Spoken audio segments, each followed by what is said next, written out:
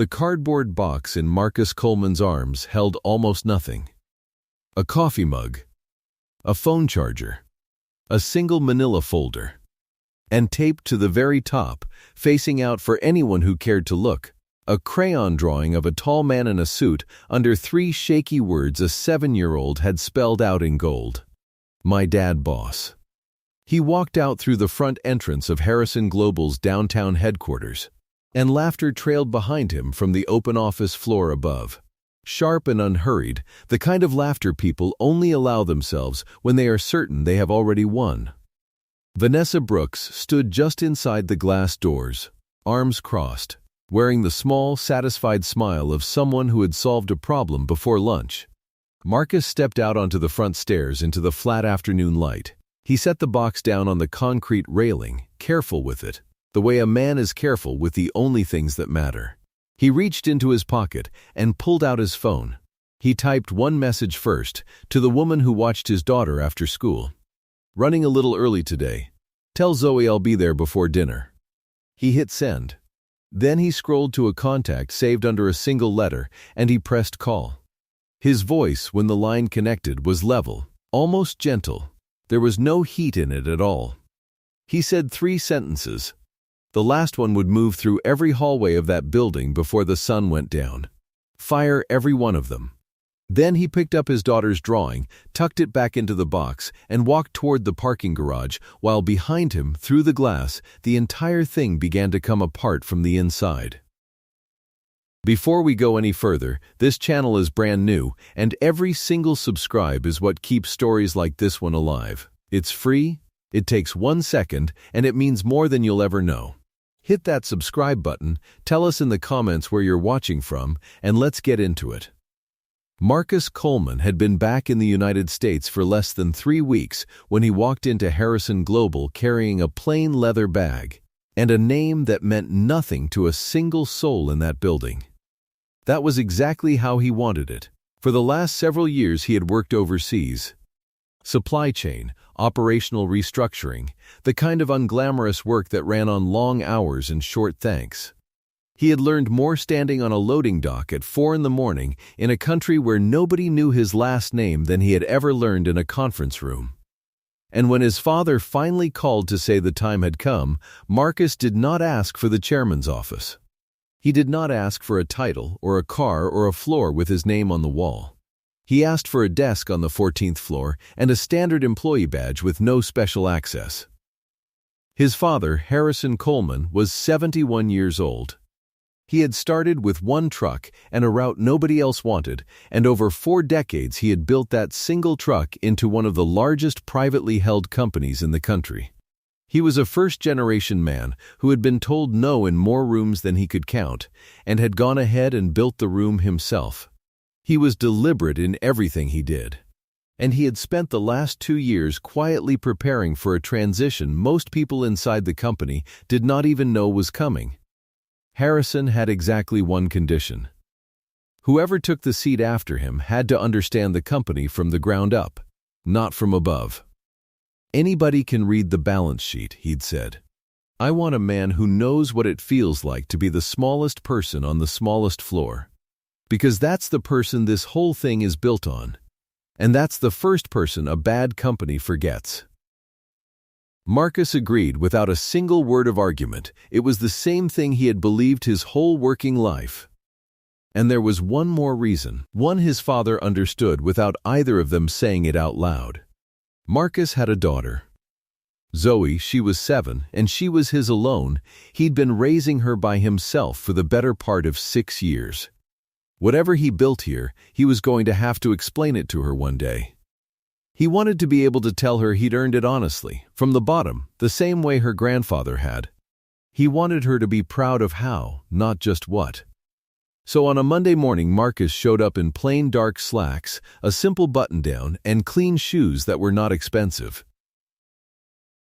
He introduced himself to the HR coordinator, a quiet man named Greg, as a new operations associate on temporary assignment. Greg barely looked up. He printed a badge, pointed toward the elevator bank, and went back to his paperwork. But before Marcus even reached HR, there had been a small thing. a thing he filed away and did not mention. When he first stepped off the elevator into the lobby that morning, a woman at the front desk had glanced at him, at his plain clothes and his leather bag, and asked, polite but certain, whether he was there for the delivery or if he was the IT contractor they'd been waiting on. Marcus had smiled and said no. He was starting a new job today. The woman had blinked, said oh, and pointed him toward HR without another look. It was nothing. It was everything. He would remember it on a stage when that same woman's face went white in front of the entire company. The 14th floor housed the mid-level operations team. Project coordinators, data analysts, compliance officers. A small cluster of administrative staff who handled internal reporting and vendor communication. It was not the flashiest floor in the building. Marcus had asked for it on purpose. The work done there was the connective tissue of the whole company. If something was rotten in the culture of Harrison Global, it would show up on the 14th floor before it showed up anywhere else. His direct supervisor was Vanessa Brooks. She was somewhere in her mid-40s, efficient in the particular way people become when they've held a position long enough to know exactly how little effort it takes to keep it. She wore authority like a tailored jacket, fitted, deliberate, and cut just tight enough that nobody else could borrow it. On Marcus's first morning, she looked him over once, top to bottom, and said, without much interest, that he'd be handling data consolidation for the quarterly compliance report. Then she added, almost as an afterthought, it's a lot to take in at once. This might be a little heavy for a first assignment. But we'll see how you do. She set a stack of documents on his desk that were already 3 days overdue and walked away before he could answer. Marcus sat down, opened the stack, and got to work. The data was a disaster. Inconsistent formatting, missing source tags, duplicate entries scattered across 3 departments. It was not hard to fix. It was just tedious, the kind of work that ate hours. He spent that entire first day in near silence, cleaning it, while the rest of the floor moved and murmured around him. He noticed things. The floor ran on a social geography as clear as any map. There was an inner circle, Vanessa at the center, flanked close by Derek Walsh and Paula Simmons, and then there was everyone else. Derek was loud and loose with his opinions, and he had a real talent for saying cruel things in a tone that let him call them jokes afterward. Paula was quieter, sharper, the kind of person who watched every room and said only the exact words that kept her aligned with whoever held the most power in it. By the end of his first week, Marcus had finished 3 assignments that had originally been split among 4 people. He didn't announce it. He simply dropped the clean, finished reports into the shared drive and moved on. 2 days later, he overheard Derek in Vanessa's doorway, telling her that the consolidated vendor report, the one Marcus had spent 12 hours rebuilding from scratch, had been praised by the compliance director. Derek took the credit without a pause, not a flicker of hesitation.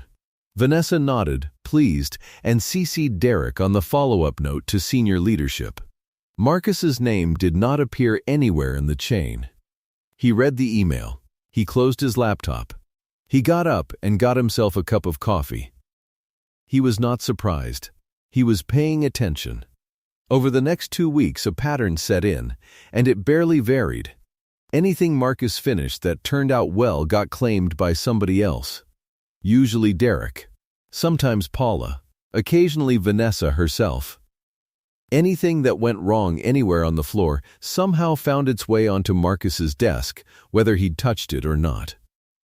The floor had a smooth, practiced system for it. Errors needed a name before they reached Vanessa, and the name attached was always the person with the least standing to push back. Marcus was that person. For now, he had chosen to stay that person. There was one afternoon that was harder to sit through than the rest. A compliance analyst named Ruth, a woman in her early 30s who had been with the company 6 years, made a small formatting mistake on a regulatory submission. Minor, fixable in 2 minutes. Vanessa called it out in the middle of the open floor, loud enough that every head could hear, her voice carrying just enough edge to make sure it landed. Ruth sat very still, Her face stayed controlled. She said, "Yes, understood. I'll fix it right now." And when Vanessa walked off, Ruth stared at her screen for a long moment without moving a muscle. Marcus watched that.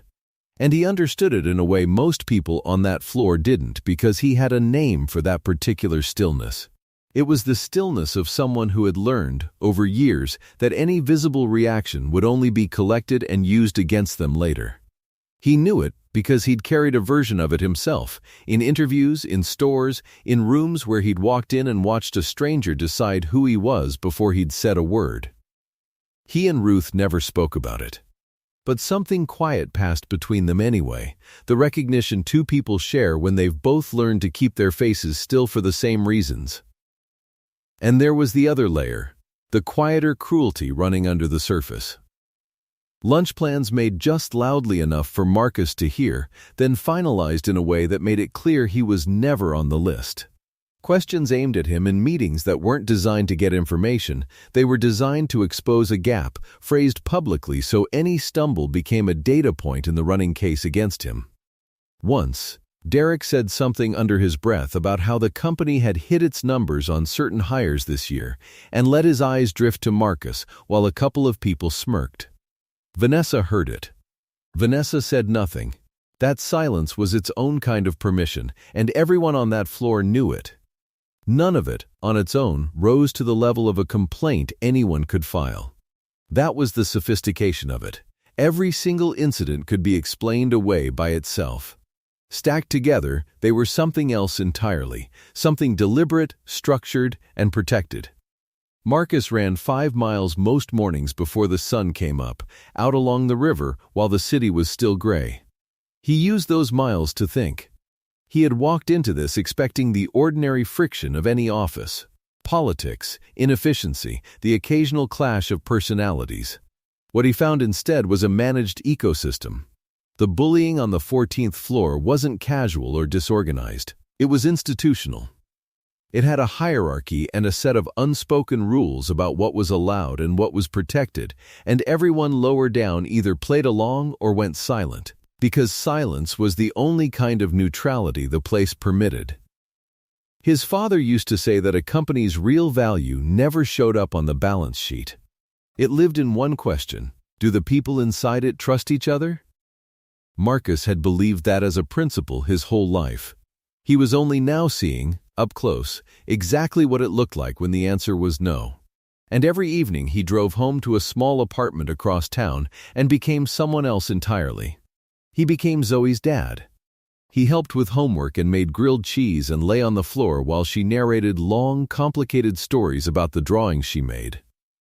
She was in a phase where she drew him constantly, always in a suit, always tall, always labeled in careful gold crayon. My dad. The one on his box that afternoon said "My dad, boss," because he'd told her, gently, that he was learning a new job. And in her 7-year-old imagination there was no reason her father wouldn't be running the whole thing by Friday. He didn't have the heart to tell her how the days actually went. And there was a quieter reason too. This was not a game to him. Zoe's school had sent home a form that week for an enrichment trip, and there was a medical copay sitting on the counter. And the plain arithmetic of one income and one kid did not leave much room for a job to fall through. Somewhere underneath the calm, patient man cleaning up someone else's data, there was a father doing the math.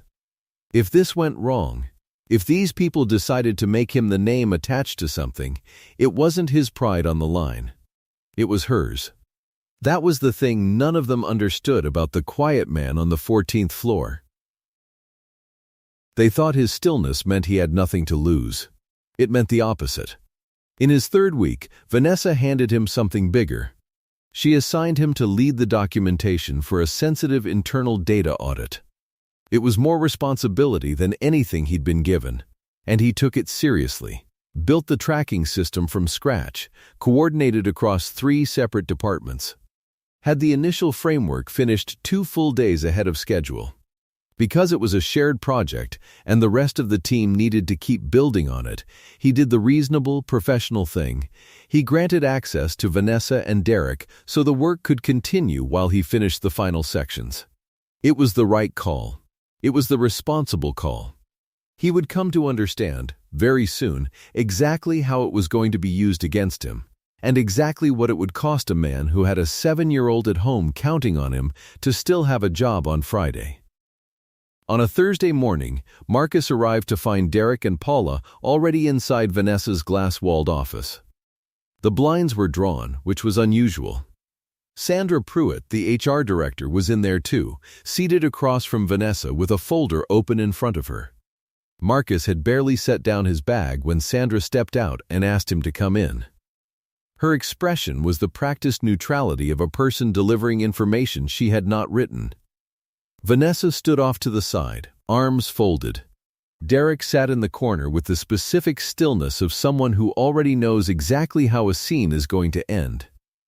Sandra told him, plainly, that a significant volume of restricted client data had been accessed and pulled out of the audit system over the last 48 hours, from the access credentials Marcus had used to build the tracking framework. There was a clear audit trail. The company's position was that a serious breach had occurred, and given the evidence, they could not keep him on. Marcus asked if he could see the audit trail. Sandra glanced at Vanessa.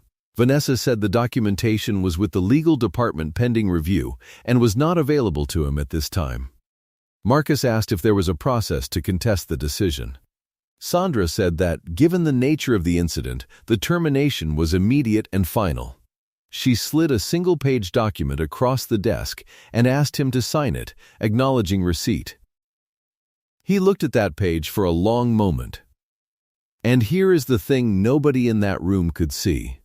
The man they thought was about to break was doing the math one last time. The copay. The field trip form. The rent. The exact weight of a 7-year-old who did not know yet that her father had just been set up. He felt all of it.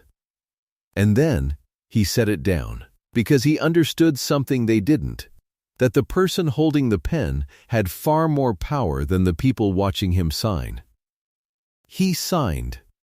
He asked for a copy. Sandra gave him one. He thanked her, quietly, the way you thank someone you know is only the messenger. He did not look at Vanessa.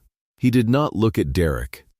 He picked up his bag, walked back to his desk, and placed his coffee mug, his charger, and his one folder into the small cardboard box someone had already left beside his chair. On top of it all, he laid Zoe's drawing. "My dad, boss." He set it down gently, faced out. The floor had gone very quiet. People were watching without appearing to watch. Marcus carried the box to the elevator, rode it down to the lobby, and walked out through the front entrance into the flat afternoon light. And then he made the call you already heard. Contact the general counsel and convene the board within the hour. That was the first sentence. Place a full legal hold on every digital record from the 14th floor, every email, every access log, every performance review, going back 4 years. That was the second. And then the third, even and unhurried and entirely without anger, fire every one of them. He ended the call. He picked up his box. And behind him, through the glass doors, the lobby was already beginning to change. The whole call lasted 4 minutes and 30 seconds. Marcus sat in his car in the parking structure beneath Harrison Global with the engine off and the box on the passenger seat. Martin Cole had picked up before the second ring, which told Marcus his father had already reached him. Marcus told him what he needed. The legal hold, going back 4 years. The board, within the hour. And a complete blackout on his identity until he personally gave the signal. Martin said he understood. He was not angry. That surprised people later, when they heard the story. But it wouldn't have surprised anyone who really knew him. Anger requires surprise, and Marcus had not been surprised by a single thing that happened on the 14th floor. He had watched it build for 3 weeks. What he felt, sitting in that car, was something closer to clarity, the kind that arrives when a problem you've been studying finally shows you its full shape, and you understand precisely what it's going to require. Before he started the car, he thumbed open a voicemail he'd saved that morning and pressed play. His daughter's voice filled the little space, bright and unbothered by anything in the adult world. "Hi, Daddy. Can we draw again tonight? I'm going to make you a new one where you have a big chair. Okay, bye. Love you." He listened to it twice. Then he put the phone down. He wasn't doing this out of spite. He was doing it because a man who lets people build a machine like that, then walks away and leaves it running, is a man who has decided his own daughter can grow up in a world where it wins. He drove home. He changed his shirt. He kissed Zoe on the top of her head, told her he'd be back for dinner and she could draw him in the big chair after, and he was back in the building 40 minutes later. This time he did not go through the front lobby. He took the executive elevator up from the private parking level, used the access code his father had given him on his first day back in the country, and rode it straight to the 32nd floor, where the boardroom and the executive offices ran the entire western face of the building. The view up there looked out over the whole city in a way the 14th floor never got to. Marcus had always thought that was part of the problem with how most companies were built. The people at the top spent all their time looking out at the horizon, and almost none of it looking down at their own house. Harrison Coleman was already in the boardroom. The old man was standing at the head of the long table, not sitting. Because Harrison Coleman did not sit in meetings when something had gotten under his skin. He wore a dark suit and no tie, his white hair trimmed close, his back straight in the particular way of a man who had spent his whole life refusing to be smaller than he was. When Marcus walked in, something in his father's face shifted. Not quite relief, but standing right next to it. Martin Cole was there with 2 members of the legal team. 2 board members had dialed in and hung on the screen at the far end of the room. And Sandra Pruitt, the HR director who had handed Marcus his termination just hours earlier, had been summoned. She sat at the far end of the table with the careful composure of a woman who understood that her position in this room had changed dramatically since that morning. Harrison didn't open with pleasantries. He confirmed the legal hold was live, that its security had already been pulled in to run a parallel audit of the access logs, and that not one person on the 14th floor had been told a single thing. The building was still running exactly as it had been 2 hours ago. The 14th floor believed they had won. Marcus stood at the table and walked them through the last 3 weeks without a single note. He described the pattern of stolen credit, the deliberate rerouting of blame, the manufactured data breach. He told them about Ruth, publicly humiliated over a 2-minute fix, about the impossible late-afternoon deadlines and the meetings built to expose him, and the little comments about hitting the numbers on certain hires, about the email chain where Derek took 12 hours of his work and put his own name on it. He said all of it in the same even voice he used for everything. Sandra listened without expression. But Marcus saw her hand tighten on the folder. She'd been handed a document that morning and told to deliver it without ever being allowed to look at the evidence underneath it. Meanwhile, Martin's people were already pulling the access logs, and within the first 30 minutes, the trail was clear. Much clearer than whoever built it had ever expected anyone to look. The data extraction flagged as Marcus's had, in fact, been initiated through his credentials. But the originating device didn't match any machine he had ever logged in from. Not once. The IP address resolved to a workstation registered to Derek Walsh. Someone had gotten hold of Marcus's login and run the whole thing from Derek's terminal. It was the kind of clumsy, arrogant thing that only works because nobody with the authority to look had ever bothered to. Martin set the preliminary findings on the table and said the framing was unambiguous. The team would need a few more hours to compile the complete picture, but what they already had was more than enough to act. Harrison looked at his son and asked him how he wanted to proceed. If this story's got you hooked, do us a favor, take 1 second, hit subscribe, drop a like, and tell us down in the comments how many names do you think are on that list by now. More stories like this one, every week, over on Recorded Dad Stories. Marcus said he wanted to proceed with an all-hands meeting, as planned, and he wanted the evidence presented to the company without any announcement of his identity beforehand.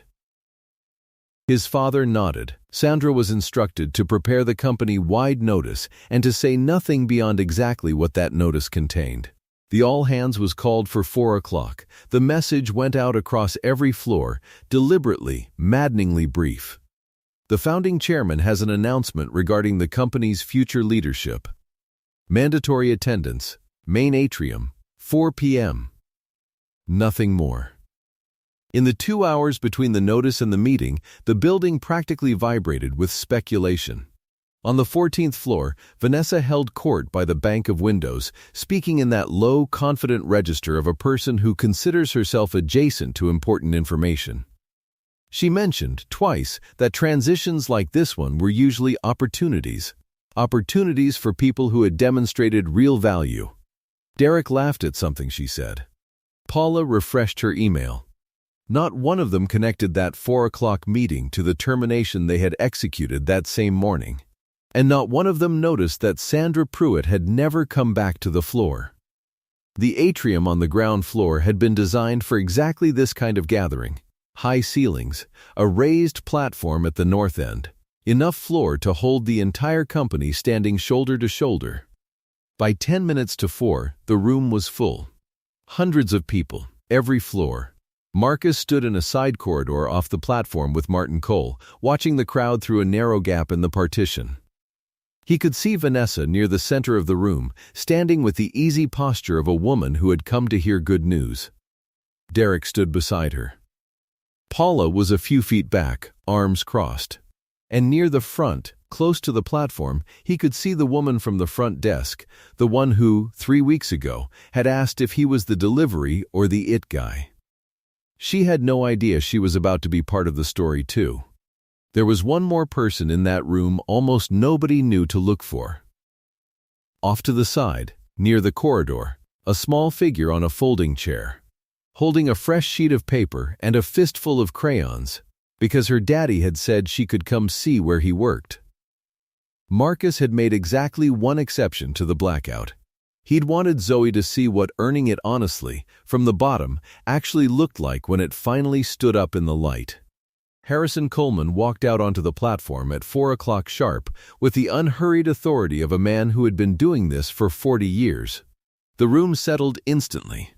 He thanked the company for its work over the decades, said that building Harrison Global had been the defining project of his life, and that handing it to the right person was the most important decision he had left to make. He had spent a long time thinking about what kind of leader this company actually needed, not just somebody who understood the strategy or the financials, but somebody who understood what it truly felt like to work here, at every level and in every condition. And then he said the thing that turned the whole room to glass. He said the next chairman of Harrison Global had already been inside this building for the past 3 weeks. Down on the floors, at a desk, with a badge like everyone else's. He asked his son to come forward. Marcus walked out onto that platform in the same clothes he'd been fired in that morning. The plain slacks, the simple button-down, the clean, unremarkable shoes. He carried nothing.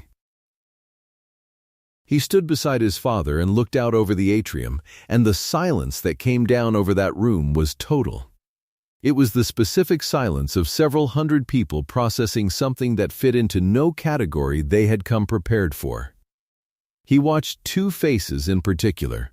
Vanessa's went through several changes in rapid succession, recognition, then frantic calculation. Then something after that with no clean name. And the woman from the front desk, the delivery or it woman, went white as she understood that the man she'd waved off toward HR 3 weeks ago now owned every hour of her working life.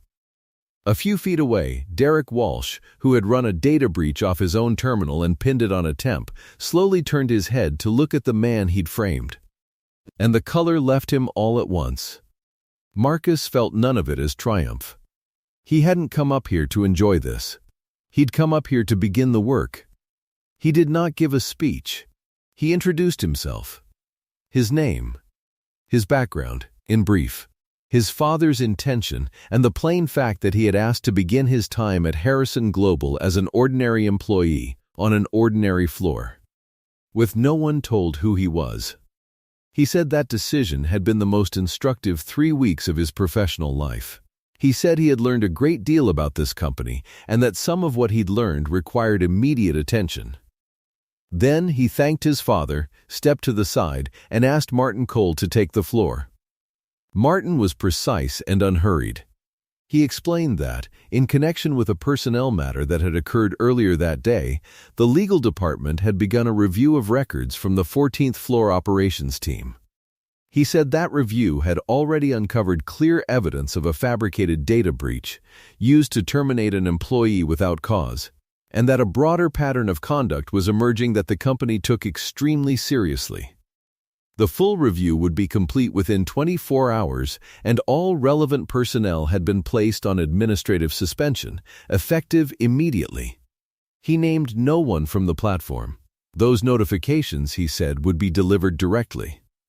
The atrium did not erupt.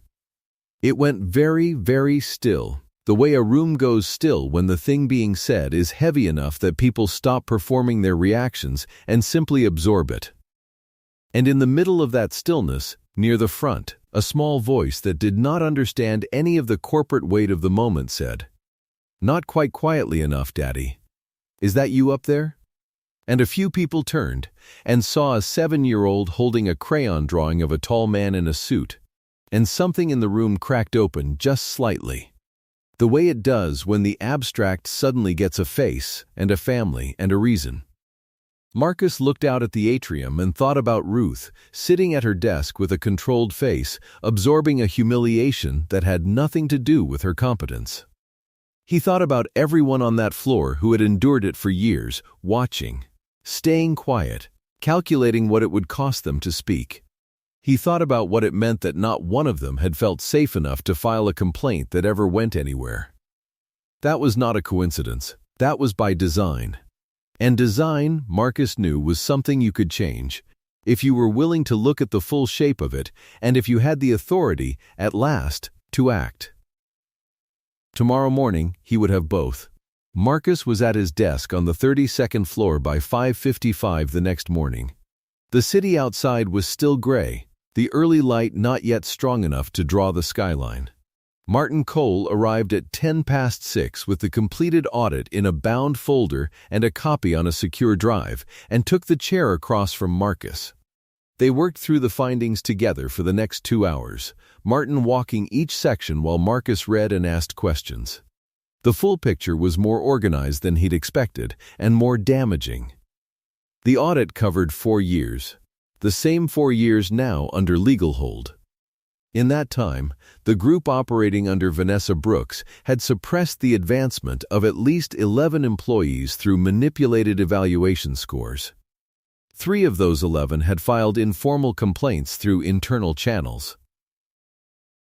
All 3 had been routed, whether by design or by the sheer structural rot of the reporting system, back up to Vanessa's level, where they were logged as resolved without a single meaningful investigation.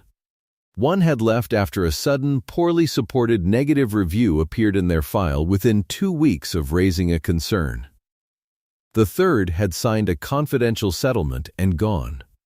None of the 3 had been contacted since. Sandra Pruitt's name appeared as the HR contact on 2 of those files, a detail Marcus noted without a word and set aside for a separate conversation. Beyond the individual cases, the data showed a consistent, deliberate pattern in how project work was attributed. Marcus had watched the beginning of that machine during his 3 weeks on the floor. The records confirmed it had been running for years. Derek Walsh appeared in favorable project summaries at a rate that bore no relationship to what he'd actually done, more than 30 separate instances. Paula Simmons had served as the administrative engine of the whole thing, managing the paperwork in ways that made the misattribution nearly impossible to trace. Vanessa sat above all of it, approving, authorizing, occasionally directing. Her fingerprints weren't always on the surface, but they were in the structure itself. Marcus closed the folder and looked at the window for a moment. Then he asked Martin what the legal exposure looked like if the company chose not to act decisively. Martin said it was significant, and growing, the settled employee alone represented a liability that could be reopened if it ever came out that the company had evidence of systemic misconduct and chose to manage it quietly. Marcus said that wasn't the direction he was considering. Martin said he understood. Because the decision Marcus had been turning over since the night before was never whether to act. That was settled. The real question was scope. And scope was where a leader actually revealed himself. Firing Vanessa, Derek, and Paula was the easy part. The evidence was specific, documented, undeniable. But the audit had also flagged 4 other members of the team who had taken part at varying levels, some actively, some through a silence that had protected the machine rather than disrupted it. 2 of those 4 had themselves been targets of Vanessa's team in earlier years, before they'd found it easier to fold into the structure than to keep resisting it. That history didn't erase what they'd done. But Marcus knew the math better than most. He knew what it cost to be the one who pushes back in a room that's already decided who you are. If I say something, what happens to me? And who's counting on me at home? He wasn't going to pretend those 4 had made their choices in a fair place. But he wasn't going to pretend the choices didn't matter either. Justice, he was learning, was not a single blade. It was a set of decisions, each made honestly, one file at a time. He considered Sandra Pruitt carefully too. Whether she had actively buried those complaints or had simply failed to escalate them was a line the audit could document and not fully resolve. Marcus decided Sandra would remain in her position under a formal review, with the clear understanding that its outcome would decide her future. Acting on incomplete evidence in either direction would set exactly the wrong precedent for how decisions got made under his leadership. He spent another hour with the files before he called Martin back in. He told him the terminations would cover Vanessa Brooks, Derek Walsh, Paula Simmons, and the 4 additional team members whose participation was documented. The notices would be specific. Each person would receive documentation identifying the precise conduct that led to the decision, not some generic separation letter. If the company was going to end someone's job, it would tell them exactly why in writing and stand behind it. Then he said the part that mattered more to him than any of the firings. The 2 former employees who had filed complaints and left, the legal team would contact them directly, within the week, and the company would make them whole. The one who had signed the settlement would be contacted as well. Handle that with care, Marcus said. Not speed. The goal is to make it right, not to close it fast. Martin made his notes and confirmed the suspension notices had gone out to all 7 the previous evening. Marcus said he wanted the formal terminations processed by end of business that day. By 9, the building had filled. And Marcus did something no one on the 32nd floor advised him to do. He rode the elevator down to the 14th floor. The floor he'd been fired from 24 hours earlier, and he did not announce it first. He stepped off and stood a moment near the entrance, taking in the space. The bank of windows where Vanessa had stood the afternoon before, speaking about opportunities for people of real value. The desks belonging to Vanessa, Derek, and Paula were empty now, and they would stay that way. The rest of the floor was at half strength. People had come in, but nobody was really working. They were waiting. Marcus walked to the center of the floor and asked quietly if everyone could gather. It took less than a minute. The remaining members of the team arranged themselves in a loose semicircle, some standing, some pulling chairs over, all of them watching him with the careful attention of people who had learned the hard way that expressions were not free. He didn't stand behind anything. No podium, no desk. He stood in the open floor and spoke at a normal volume, which was plenty. He told them he wanted to be direct about what had happened and what was coming next. The audit was complete. The termination decisions were made, and they were final. He wasn't there to explain himself or to ask their approval. He was there because the people in this room had worked in a particular environment for years, and some of them had been hurt by it, and they deserved to hear it from him directly instead of through a memo. He said the evaluation system that had run on this floor was suspended, effective immediately. Every performance record from the past 4 years would be reviewed by an independent HR team before it could be used for anything going forward. And if anyone was carrying concerns or documented experiences or things they had held on to for years because there had never been a safe place to put them, there would be a formal reporting channel open within the week. One that did not route back through any manager. It would go straight to legal. And to him. Then he added one more thing, because he'd thought about it half the night. He said the new channel would be built with a specific understanding that not everyone on a floor stands on the same ground. That a person raising their hand might be a single parent, or the only one who looks like they do, or the one everybody has already quietly decided is the easiest name to attach to a mistake. It would be designed so that the people with the most to lose by speaking would finally have a way to be heard without losing it. He didn't explain why he knew that mattered. He didn't have to. Some of the people in that semicircle looked at him, understood exactly why, and something in their shoulders came down half an inch. He asked if anyone had questions. The room was quiet a moment. Then Ruth, the analyst who had been publicly corrected at her desk in front of the whole team, raised her hand. She asked whether the review of performance records would affect decisions that had already been made, promotions that had been denied, roles people had been passed over for. Marcus said yes. The review was specifically designed to identify and correct exactly those outcomes, wherever the record showed the evaluation had been shaped by the conduct under investigation. He looked at her when he said it, because he suspected, and the audit would soon confirm, that Ruth herself was one of the 11. A single mother who had watched a role she'd earned go to someone in the inner circle and had gone home and said nothing, because saying something had never once been safe. Ruth nodded and lowered her hand. She didn't say anything else. But something in the set of her face changed. Not dramatically, just a small release of something that had been held carefully in place for a very long time. Marcus noticed it and said nothing. A man near the back, one of the project coordinators, 3 years on the floor, raised his hand next and asked whether people who had stayed silent would be penalized. It was a fair question, and Marcus answered it straight. The review was focused on documented participation in the misconduct, not on silence. He said he understood that staying quiet in that environment had never been a neutral choice. It had been a survival choice. And he was not interested in punishing people for doing the math on what it would cost them to speak, when the system had given them no safe way to do it. What I'm interested in, he said, is making sure that math never has to be done in this building again. The coordinator nodded and lowered his hand.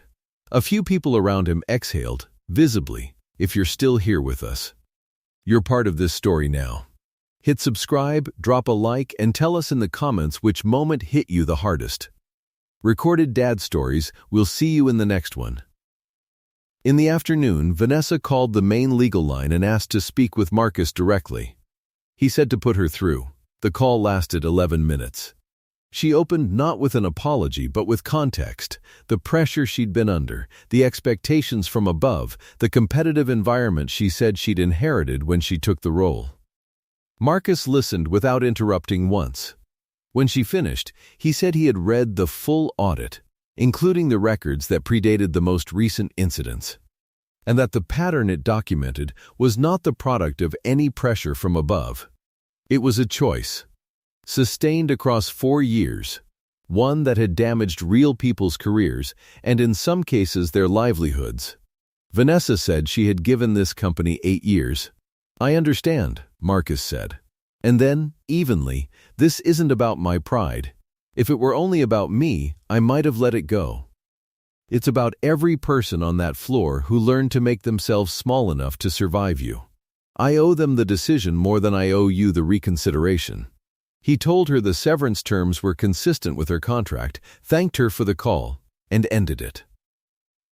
Derek did not call. Paula sent a note through her attorney requesting reconsideration on the grounds that her role had been administrative rather than directive. Martin's team replied in writing, with the relevant sections of the audit attached. By the end of that first week, the independent HR review was underway, and Marcus had stood up a direct reporting line that bypassed the old middle management structure.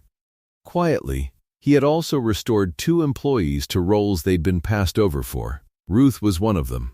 When she was offered the role she'd been denied 2 years earlier, she was quiet for a long moment, and then she said, simply, "Thank you for looking." And Marcus said, "Thank you for staying." He meant it more than she knew. Harrison Coleman came into the office on Friday afternoon. Not for anything scheduled. He came, Marcus understood, simply to be present. The old man walked the building with his son for about an hour, floor by floor, asking questions and listening, offering nothing unless it was asked for. At the end of the walk, they stood together at the window on the 32nd floor, looking out over the city in the late afternoon light. Harrison said he had spent 4 decades building something, and that in the last few years he had been afraid, genuinely afraid, that it had begun to come apart in ways he could no longer see from where he sat. Marcus said he understood that now. Harrison said he did not doubt his son would handle it correctly. Marcus said he wasn't certain of that. But he intended to stay close to the floor, to keep looking at what was actually happening, not just at what the report said. Harrison nodded slowly. That is exactly the right instinct. It always was. I just stopped trusting it in myself once this place got big enough that looking down got uncomfortable. Don't ever get too high to look down, son. Everything that matters is down there. And right about then the elevator opened, and a small figure came barreling across the 32nd floor in light-up sneakers, clutching a fresh piece of paper, because Marcus had told the sitter to bring Zoe by so she could finally see the big chair. She skidded to a stop between her father and her grandfather, held up the drawing, and announced that this one was the real one. It showed 3 people now.